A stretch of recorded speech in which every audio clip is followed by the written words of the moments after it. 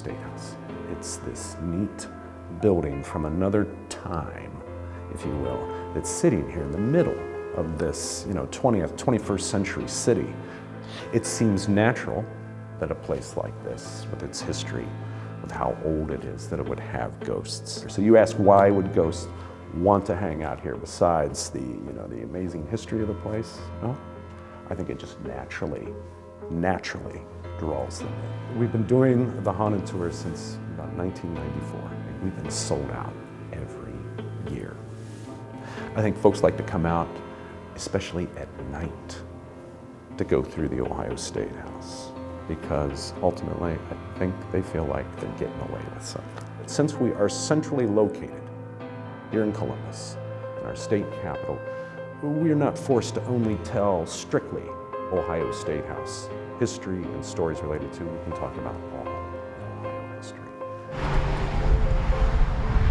Camp Chase, which was a prison for Confederate prisoners of war. The Lady in Gray is probably their classic story, and she is cited, as my understanding, to this day. A thin, young woman dressed in somber gray garments suited for travel. Her solemn gaze is always downward, and she always appears to be weeping, a handkerchief constantly in her hand. She seems to float rather than walk as we do.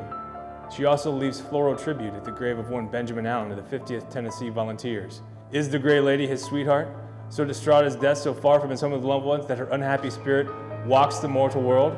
Grief can be a powerful emotion, a great motivating force. It's like she never went away. The way things are, it wasn't long before war broke out anew. I play the part of Simon Girdy, and it's about a dream, a powerful dream.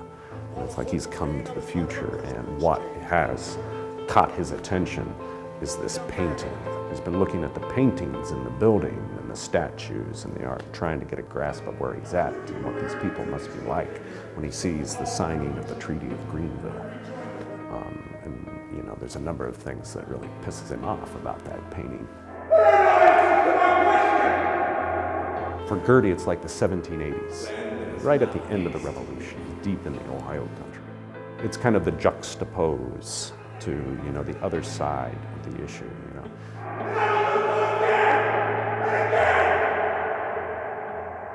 We are made stronger by the strength of our enemies that we have defeated.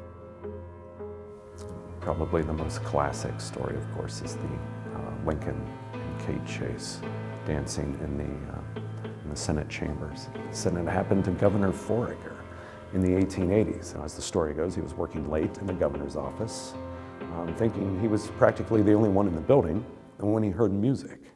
Of course, as the story goes, he leaves the governor's suite of offices, and music seems to be coming from above somewhere, and he dashes up into the rotunda. Of course, the music's not there, but indeed it seems to be coming from the Senate chamber.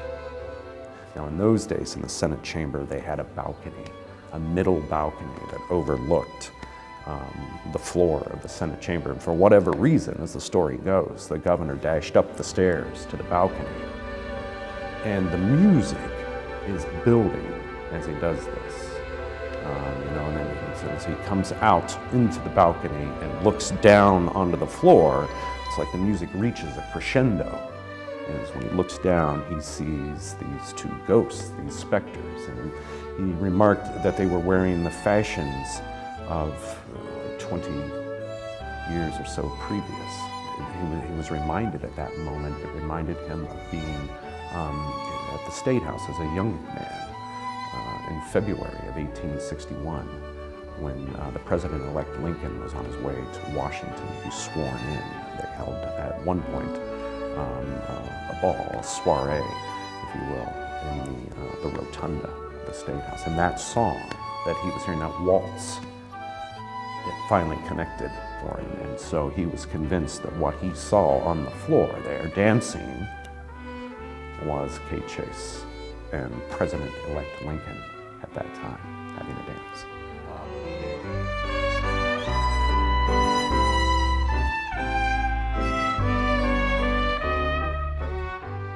Through the years, there have been other stories from different people about somebody tapping them on the shoulder, and when they turn around, of course, they're gone. We are currently responsible for maintaining those stories and telling them, passing them on. You know, that comfortable distance of the past, we are bringing forward and, you know, showing it to you so you can make your own decision.